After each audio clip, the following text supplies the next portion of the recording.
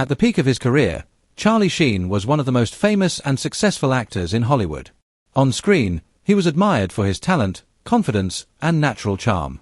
Off-screen, however, he became just as well known for his wild behavior and troubled personal life. He was once the highest-paid actor on television, earning massive salaries that most actors could only dream about. At the same time, he was struggling deeply with addiction to drugs, alcohol, and sex. For years, his life felt like it was spinning out of control. Charlie Sheen has said that he has been sober since 2017, and that is the story he has shared publicly. He wrote a memoir, went on speaking tours, and talked openly about living with HIV, saying that his condition was manageable. For a while, it seemed like he was finally finding stability. But in October 2025, something shifted. Fans began spotting him in Malibu with a new person by his side, living a quieter and more private life that he had never really shown before. Soon after, he appeared on a podcast where he made a strange claim about a miracle drug that he said exists but is being kept away from people like him. That statement raised eyebrows and led many people to wonder if there was more going on beneath the surface. Now, people are asking the same question again. What is Charlie Sheen not telling the public, and could the truth explain the way he seems to be re-entering the spotlight?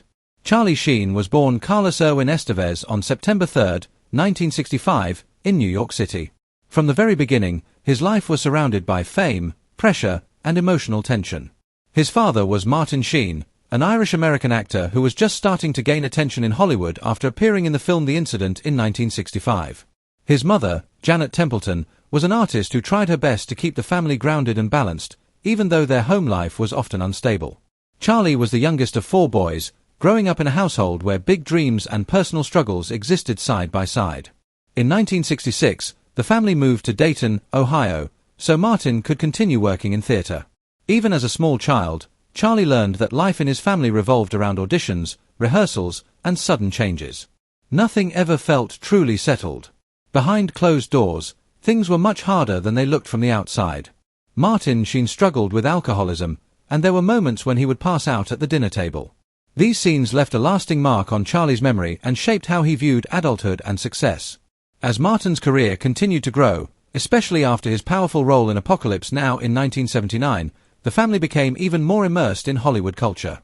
Charlie was only 12 years old at that time, wandering around film sets, watching actors work, and sometimes sneaking small sips of beer from craft service tables. At the time, it seemed harmless, almost playful, but those early experiences quietly planted seeds that would grow into serious problems later. Fame, stress, alcohol, and chaos all blended together during years when Charlie was still trying to understand who he was. In 1974, the family moved again, this time settling in Malibu, drawn by opportunity, sunshine, and the promise of success. Charlie enrolled at Santa Monica High School, but school quickly became unimportant to him. Hollywood felt louder, more exciting, and far more interesting than classrooms and homework. By the age of 9, he was already sneaking onto his older brother Emilio's film sets, watching cameras roll and seeing how actors transformed into different people. Education started to feel optional in his mind. His school attendance dropped to around 33%, and his grades fell apart. Eventually, he was expelled just before graduation. He also lost a baseball scholarship to the University of Kansas, which was a painful blow because he had dreamed of becoming a professional baseball player and playing shortstop for the Cincinnati Reds. When his parents pushed him to make up his missed classes through summer school, he laughed and acted shocked that school even existed during summer. That careless attitude followed him into adulthood. At 17, in 1982, Charlie officially dropped out of school and decided to focus completely on acting. He took small jobs wherever he could find them, including commercials and extra work, doing anything that kept him close to the film industry. He had already gotten a small taste of acting earlier in life, appearing alongside his father in the execution of Private Slovik at the age of 9 and later working as an extra on Apocalypse Now in 1979. Those early experiences were brief, but they were enough to hook him. Auditions replaced classrooms, and uncertainty replaced routine.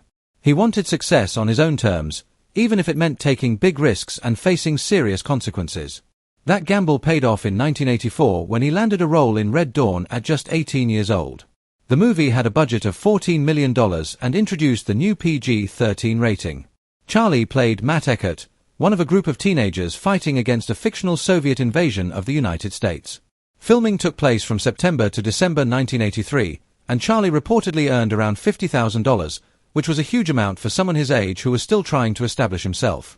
When the movie was released on August 10, 1984, it became a massive hit, earning over $37 million in the United States alone. Almost overnight, Charlie became one of the recognizable faces of the decade, standing alongside young stars like Patrick Swayze and C. Thomas Howell. The controversy surrounding the film's violence only made it more popular and locked Charlie into the cultural memory of the 1980s. Instead of choosing safe roles, Charlie took a darker turn in 1985 with The Boys Next Door. He played Bo Richards, a troubled teenager slowly drifting toward violence. Much of his dialogue was improvised, inspired by stories and emotions he had absorbed while growing up. The film premiered at the Chicago International Film Festival in October 1985 and was released quietly in theaters the following month. It did not perform well at the box office, but its raw and unsettling tone stayed with viewers. Over time, it became a cult film, and Charlie's rough edge began to feel deliberate rather than accidental. In 1986, he appeared in Lucas, playing the popular high school quarterback. On the surface, it was a clean and gentle role, but real chaos was happening behind the scenes. During that time, Charlie was arrested in August 1986 for assault involving a 16-year-old who was connected to his then-girlfriend, Kelly Preston. Years later, the set of Lucas was brought back into public discussion when Corey Haim made serious allegations, claiming abuse when he was only 13 years old. Charlie denied these claims, but the shadow remained, and the sweet image of the film never quite matched what people suspected was happening off-camera. That same year, Charlie starred in Wisdom, a film written and directed by his brother Emilio. The story followed a vigilante bank robber fighting corruption, but the production itself was chaotic. Charlie's energy spilled over into reckless improvisation and dangerous stunts. When the movie was released in December 1986, it failed badly at the box office, earning less than $1 million against its budget. Critics noticed Charlie's intensity, and looking back, the film felt like a warning sign of the disorder that would later define his public image. In 1986, Charlie experienced a frightening accident when he accidentally shot himself in the arm with a prop gun while filming The Three Musketeers. He was rushed to the hospital, received stitches, and the incident made headlines. Many people referred to it as his first brush with death. From that point on, recklessness became closely associated with his name. Later that same year, his life changed dramatically when he was cast in Platoon. He beat out around 2,000 actors for the role of Chris Taylor in Oliver Stone's Vietnam War film. The shoot in the Philippines was extremely intense. Temperatures rose above 120 degrees, leeches crawled on the actor's skin, and the cast went through real military-style training for 6 months. Charlie was treated like a rookie, sleeping on the ground and being pushed to exhaustion. Seeing fellow actors injured, including Forrest Whitaker bleeding after a serious accident, made the danger feel real. When Platoon was released, it became a huge success, earning $138 million worldwide and winning the Academy Award for Best Picture. Charlie received a Golden Globe nomination at just 21 years old. Suddenly, he was no longer just a young actor with potential. He was a serious star.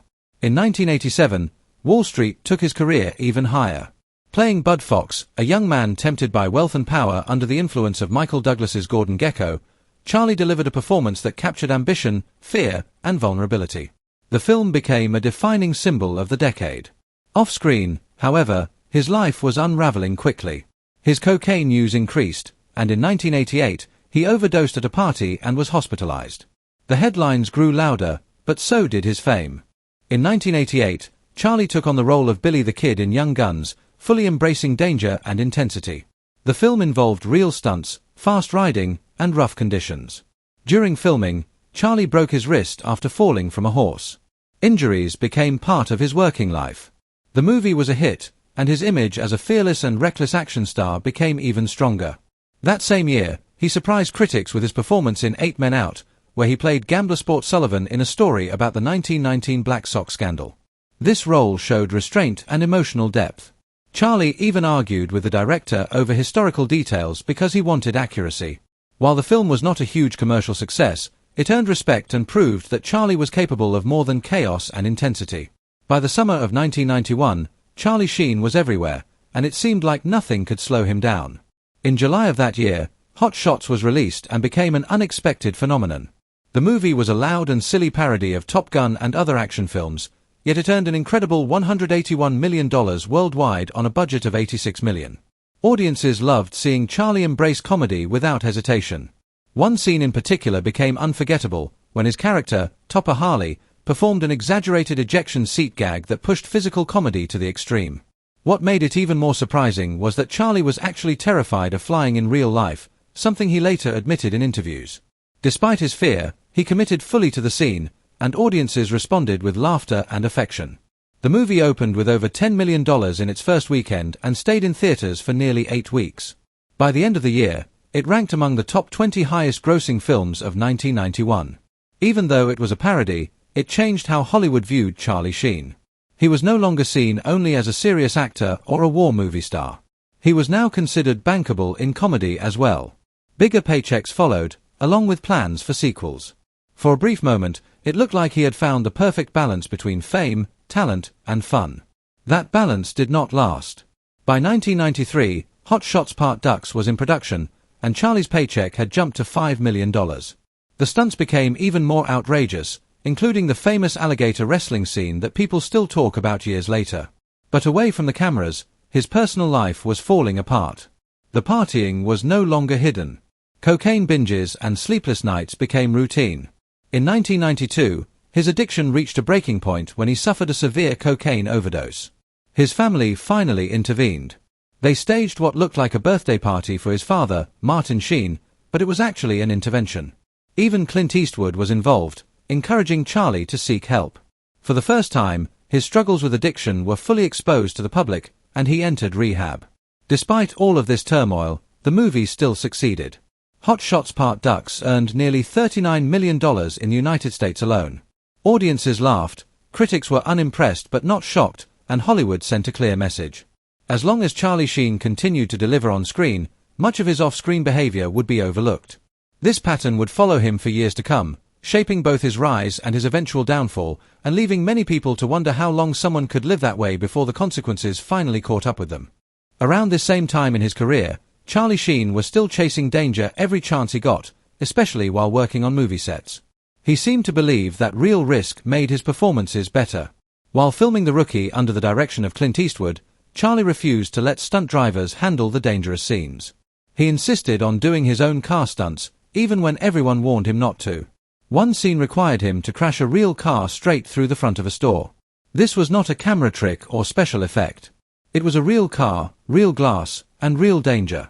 The scene had to be timed perfectly, with more than 20 drivers coordinating their movements so no one would get hurt. The car needed to exit the building at a flat angle to lower the risk of injury. Even though professionals advised against it, Charlie pushed forward and did the stunt himself. The film went on to earn $43 million and proved once again that he could move easily between action and comedy. But it also revealed something deeper about him. He was drawn to danger and risk, sometimes far more than was healthy. In 1991, Charlie took a different kind of risk by working on Cadence. This film was very personal to him.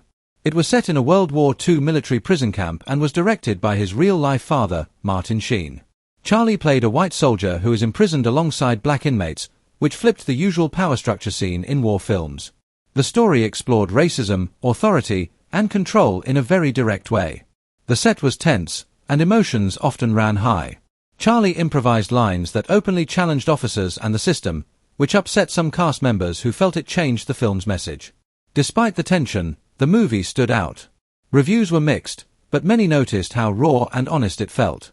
Seeing Charlie and his father work together on such heavy material made it even more intense. It showed a major Hollywood star wrestling openly with serious social issues instead of hiding behind safer roles. Not long before that, in 1990, Charlie had already pushed himself close to death while filming Navy SEALs. To prepare for the role, he trained for 2 weeks with real Navy SEALs. The training was extremely intense, especially the underwater drills. During one exercise, Charlie nearly drowned. The moment shocked everyone on set and made it clear how far he was willing to go for realism. The movie earned $25 million, but critics were harsh, calling it full of clichés and reckless decisions. Still, Charlie's commitment became part of his legend. He did not just act tough characters.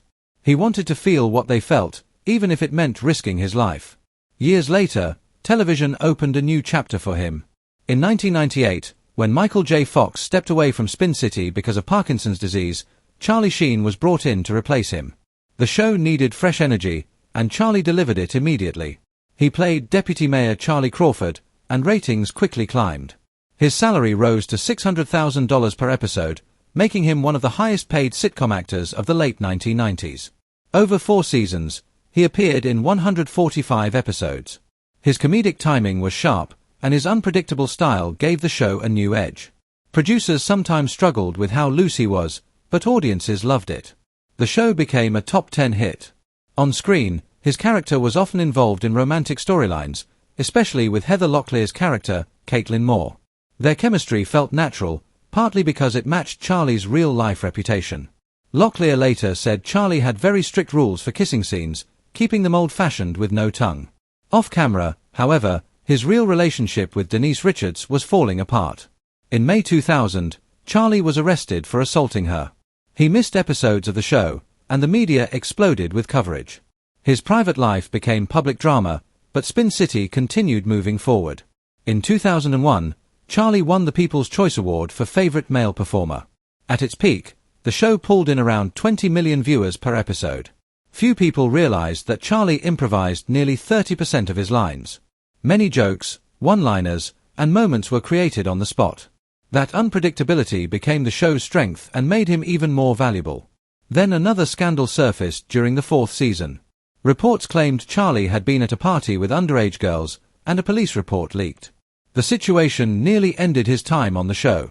Producers discussed firing him but backed down, worried the ratings would collapse without him. The incident was quietly buried, but rumors spread. For many, this was the moment when warning signs stopped being ignored. When Spin City ended in 2002, Charlie's final episode mirrored his real ambition, with his character running for office. Syndication deals followed, and Charlie reportedly earned around $250 million from them over time. The money fueled an extreme lifestyle, including 7 luxury cars and a $7 million mansion. On screen, the ending felt hopeful. Off-screen, his spending had no limits. That momentum carried straight into 2.5 Men. By 2010, Charlie was earning $1.8 million per episode, the highest salary in television history at that time. During the 2010 to 2011 season alone, he made about $178 million from the show's original run. Syndication earnings came on top of that, pushing his future income into the hundreds of millions. The show paid for itself within just a few episodes, and networks were happy to take the risk because audiences kept watching. 2.5 Men generated more than $3 billion in syndication. Reruns sold for over $850,000 per episode. One season alone brought in $155 million in advertising revenue for CBS. The show became one of the most successful syndication stories in television history. Behind the scenes, though, everything was falling apart. Charlie demanded more creative control and constantly clashed with the show's creator, Chuck Lorre. By 2009, arguments became explosive. Charlie rejected scripts, demanded changes, and took his rants public. Production shut down multiple times. CBS supported Lorre, and Charlie responded by attacking him publicly, calling him names and refusing to return unless he was fired. The feud became entertainment on its own. At the same time, Charlie's personal life collapsed again. In 2010, Denise Richards obtained a restraining order after alleged threats. Custody battles followed. In 2016, she sued him for $1.2 million, claiming he failed to support their daughters as promised. Court documents described broken agreements and forced evictions. His fall was no longer hidden. Even so, the money kept flowing, and so did the spending. At his peak, Charlie earned close to $100 million a year. He also burned through it quickly. Reports showed he spent around $2 million a month on parties, escorts, and luxury living. He paid over $400,000 a year for a personal chef, spent over $100,000 on parties, and similar amounts on clothing. After losing 2.5 Men in 2011, his habits did not stop. He went on million-dollar car shopping sprees and threw $30,000 parties. Child support payments that once reached $110,000 a month were later cut in half, but the damage was done. In October 2010, everything exploded into public view. Charlie was staying at the Plaza Hotel in New York when the night turned chaotic. Porn stars Capri Anderson and Brie Olson were involved, and by early morning, hotel security called the police. Inside the suite, furniture was destroyed and a chandelier was broken. Reports said Charlie was naked, highly intoxicated, ranting about strange ideas, and claiming his wallet was stolen. The situation was so extreme that police took him to the hospital for evaluation, even though he claimed it was just an allergic reaction. Capri Anderson later filed a police complaint accusing him of assault and harassment. When video of the trash suite was released, the story went worldwide. From that point on, his troubles were no longer private. Between 2010 and 2011, his personal life continued to unravel publicly. He was arrested multiple times for domestic violence, including incidents involving his then-fiancée Brooke Mueller. Police reports described finding syringes filled with cocaine-laced blood in his home. He was charged with misdemeanor assault and entered rehab for a month. Mueller faced her own legal troubles, including drug possession and assault charges. Each headline made the next one easier, and Charlie's image hardened into something dangerous and unstable. By February 2011, the media attention reached a peak. His television interviews, especially one where he talked about winning, went viral around the world. While many people laughed, the damage was serious. Later estimates suggested this period cost him around $600 million in lost career earnings. Court filings showed he was $12 million in debt. Support payments were crushing, with over $110,000 per month owed. He sold valuable possessions, including a $300,000 sword collection. The story shifted from wild behavior to real consequences. The biggest blow came when CBS fired him from 2.5 Men in March 2011 after he publicly insulted Chuck Lorre. Warner Brothers estimated $100 million in losses due to halted production. Charlie sued for wrongful termination, seeking the same amount. Reports said his pay had been between $1.2 and $2 million per episode, so even a short break meant massive losses. The lawsuit later settled out of court, with reports saying Charlie received $10 million. The show continued with Ashton Kutcher, while Charlie tried to turn his breakdown into a public event. In April 2011, he launched the My Violent Torpedo of Truth tour. The first major show in Detroit quickly went wrong. Fans paid high ticket prices expecting chaos and humor, but instead they booed him. He delivered rambling speeches, played strange videos, and brought women on stage for awkward moments. Crowds walked out. The tour became a symbol of how exposed he had become. Still, he did not give up. In 2012, he returned to television with Anger Management on FX. The debut drew strong ratings, but interest dropped quickly. Critics said the show felt tired and could not stay fresh. It ended after 2 seasons. In the years that followed, his roles often joked about his own mess. In 2013, he appeared in Machete Kills as a drug lord with a grenade in his chest, a role that almost mocked his reputation. In 2014, things turned darker again when child endangerment charges surfaced after cocaine traces were found on his daughter's clothing. He lost temporary custody and faced serious legal consequences. In 2015, he finally revealed on national television that he had been HIV positive since 2011. He said he had been blackmailed for millions and paid around $10 million to keep it secret. After going public, he said he felt relief, but accusations followed. His doctor explained that his condition was manageable and that proper medication made transmission extremely unlikely.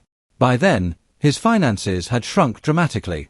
His net worth dropped to around $10 million from a peak of $150 million. He sold his Malibu home at a loss and took smaller roles. He even appeared briefly in the 2.5 Men finale, earning a large paycheck for seconds on screen. In 2017, a turning point finally came. After an intervention led by his daughter, Charlie entered rehab. He later said her words changed him completely. Health problems followed, including surgery linked to years of substance abuse. By 2018, he marked a year of sobriety and began speaking in a quieter, more reflective tone. Legal issues continued, but he also tried to give back. He donated $1 million to HIV research and focused more on family life. By 2025, his story was being framed as a comeback. He released a memoir, went on tour, and spoke about sobriety and fatherhood. New headlines followed, including controversial claims about experimental medicine. His private life stayed mostly quiet, with reports of a stable relationship away from Hollywood. As always, the public watched closely, waiting to see whether this version of Charlie Sheen would finally last.